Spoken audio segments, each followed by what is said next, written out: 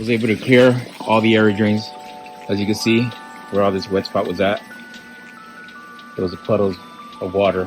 When the rain came, all their property got damaged just because of the water collecting.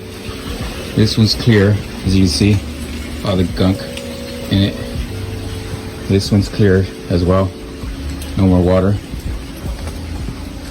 This one's cleared.